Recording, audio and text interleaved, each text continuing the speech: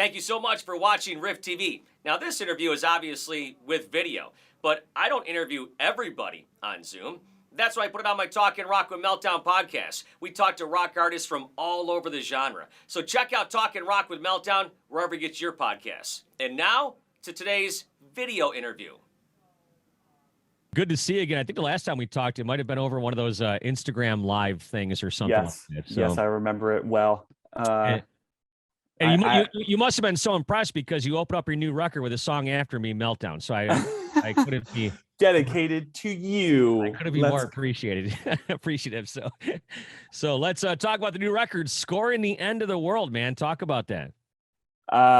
Dude, it's so exciting. We're like right here on the precipice of it. It's just, I don't know. I'm so excited. I know every artist says new album's the best. They're the most excited. So there's nothing I could say that's not like right down the cliche colors. But I don't know.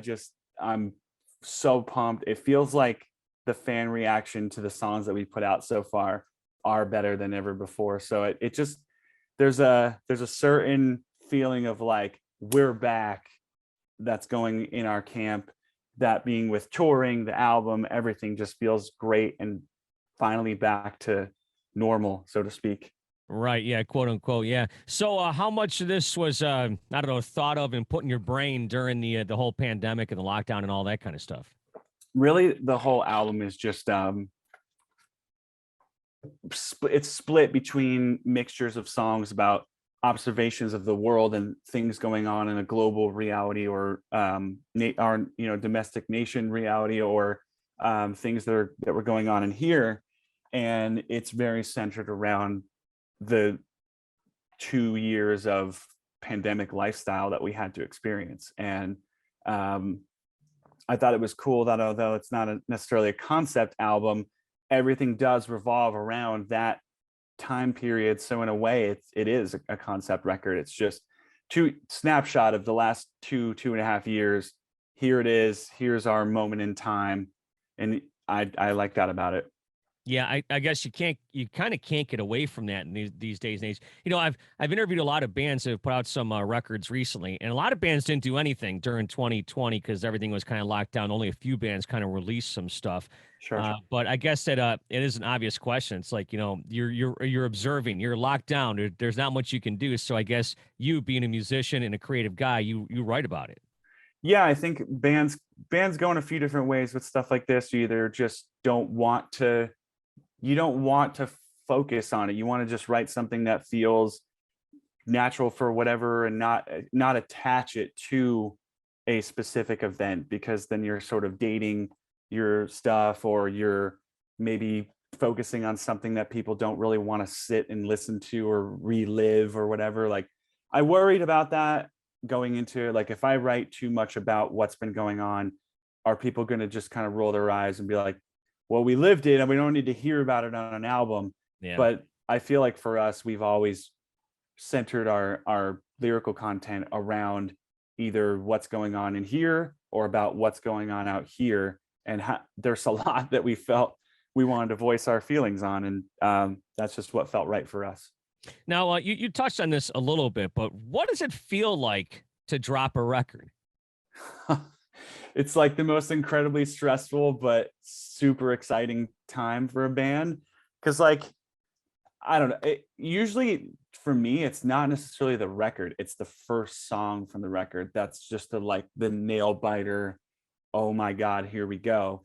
Because I feel like, at least now, first impressions are like everything. So if people don't hear that first song and get excited, there's not a lot of momentum going into the album. You put out a second song, maybe not everyone listens to it because they don't feel great about the first one. So it's very stressful. But like, as an artist, to release your new material that you spent so much time working on, it's a huge cathartic experience that is just like, you know, you're holding this deep breath in and you finally just get to, here we go, let's do this. Now, on that day on June 10th, will you be like glued to the internet looking and see what the fans are saying? I try not to be. We're doing a release party that night, so the first part of the day, I'll just be real with you. Yes, I'm going to be. The album comes out at midnight Eastern in America, so I will probably be awake the entire night, passing out at our release party because I won't sleep because I'll just be recirculating to see what fans think and see all the feedback. So yeah, I'll just be real with you. Yeah, that's gonna happen. Now you got some, you got some collaborations on this record. What is it? Who will you collaborate with, or what is, how do you go about that? Like who you'll do stuff with, or Sure. did you reach out to other people and they maybe couldn't do it for whatever reason, or? On this record, I don't think there was anybody that we reached out to that couldn't. I don't even remember it at this. Oh yeah, actually, the thing, I don't know if this is a really amazing story for me, and I don't know, whether or not he would want this to be known, but I Say actually, it. interestingly enough, for the song Meltdown, Yeah. I reached out to David from Disturbed Oh, because I felt like, although the song is not exactly, uh, it doesn't sound very much like a Disturbed song. There's something about it that I felt like his voice would really take this song to a level that would be insanity.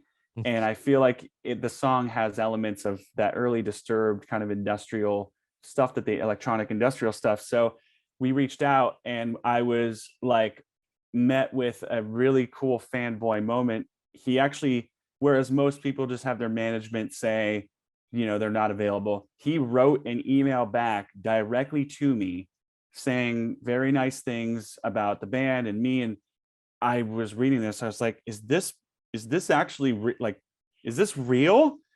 And I don't know, I know that he's really supportive of new bands. He's not one of those like jaded, like nope, kind of dudes. And I read that, and it inspired me so much to see, people that are like people that paved the way for our band to be what we are. I don't know, it blew my mind. So he wasn't able to do it because they were working on their new stuff and didn't want to, get pulled away from that, understandably. But just getting that note back was better than even having him on the song. So it was really awesome. yeah, that's cool when people will respond, because yeah, I don't want to get into the whole thing, but there's people out there that you just hit up and stuff and they'll never respond to you, and I'm like, really, you can't, Yeah. Yep. but that's awesome that David did that. He's a good dude. Yeah, he actually, not long after even that, he tweeted about a few of like the bands that are on the radar now, like Nothing More and I think Pop Evil, us, and a few others. And it was just like, man, this guy like is he like recognizes his influence and his voice and using it to support music and rock, and that is just such a cool thing to see. That's cool. In his email, did it say anything about, I'm not going to sing about short radio guys from Detroit? I don't believe I read that. I'll have to go back and see if there's any fine print. David's a good man. So, I saw something on your social media the other day about, vinyl and stuff. And of course, there's been this vinyl thing. Shinedown actually pushed their record back, according to Brent and those guys, to kind of coincide with the vinyl release and stuff. You have a younger fan base. Your fans are really, clamoring for this physical music, aren't they? It's wild to me because like I've never really been a collector of vinyl. Like I have a few that I like, but I've never collected it. So I cannot get my brain to understand the vinyl fascination.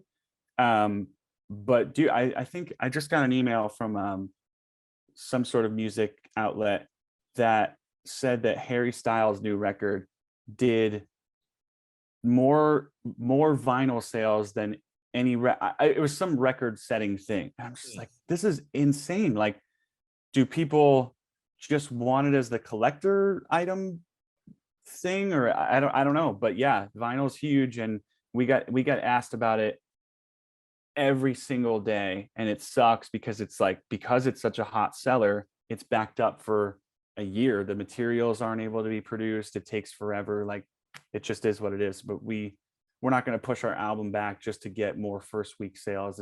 That's just not where our focus is. Well, I know that you guys have this, the CDs coming out with the different covers and stuff. Maybe one of the covers for your vinyl should have been Harry Styles. Yeah, if we could somehow jump on that without getting sued, I think it'd be a great marketing technique. You got something there. Yeah. So talk about the different covers for the CD. That's really cool.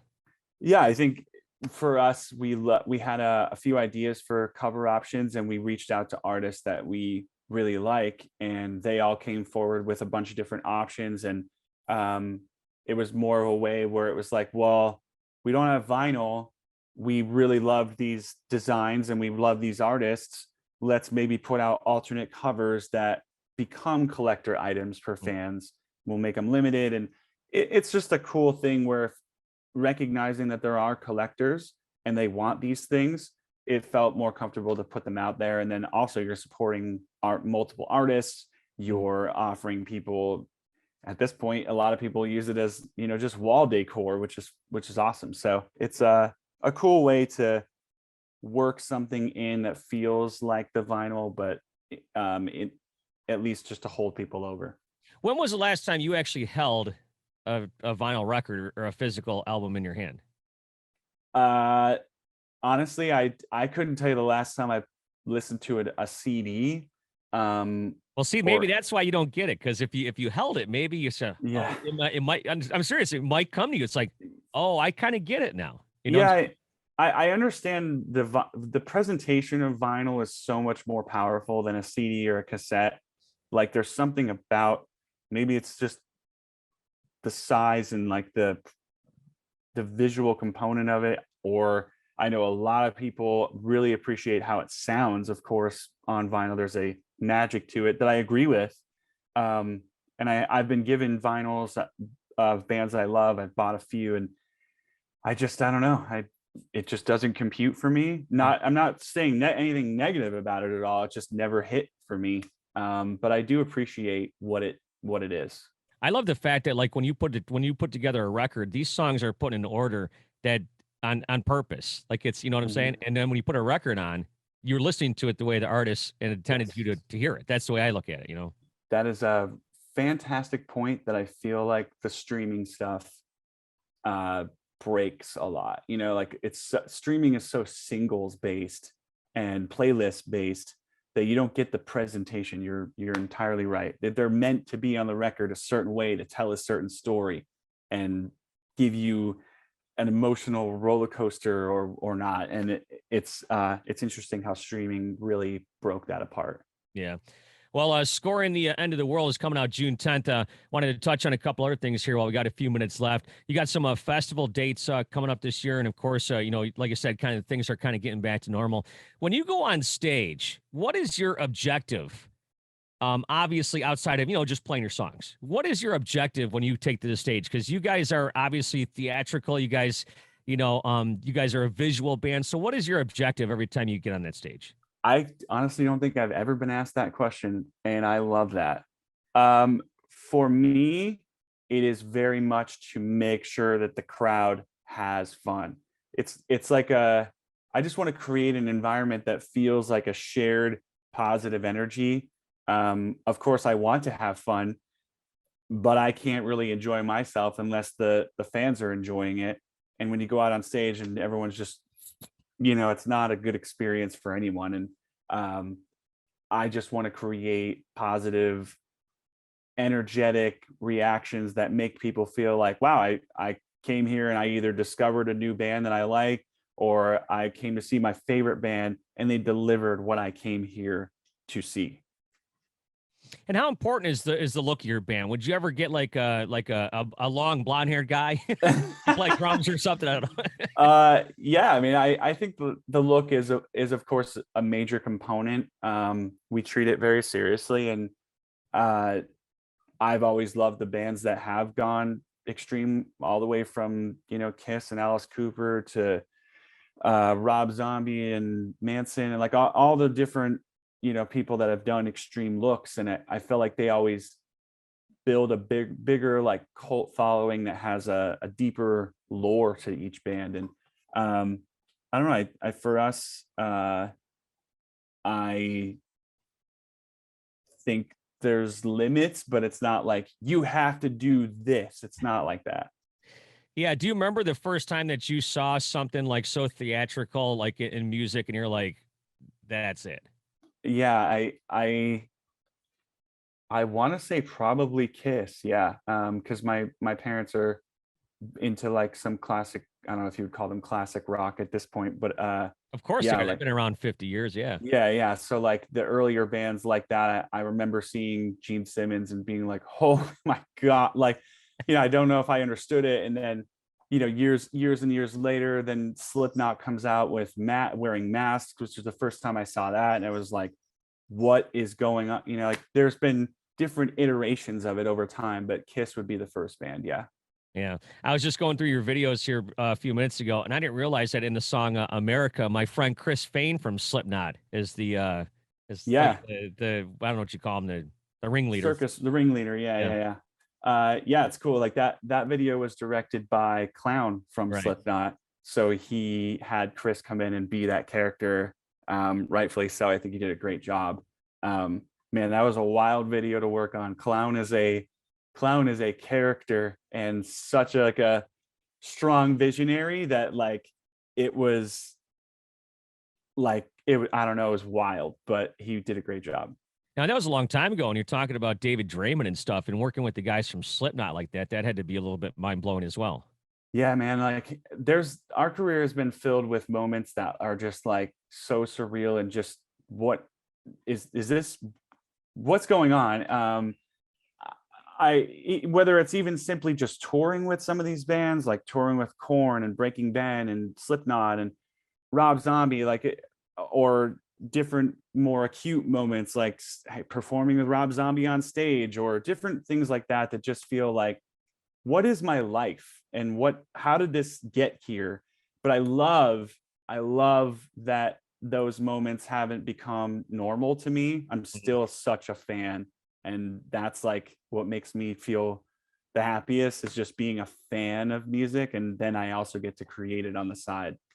Well, you're just a kid from Scranton, PA, just like I'm a kid from Western New York, and it's like sometimes I'm in the same boat. I'm like, even after being in this career for, 3 decades, you talk to people like, oh my God, I can't believe I got so-and-so coming up. I just talked to Blackie Lawless a couple weeks ago. I've never talked or met him before, Very cool. Yeah, I think, you and I are both in positions where we get to either meet or speak to heroes or people that are like larger than life, that you just don't grow up expecting that you're going to have that.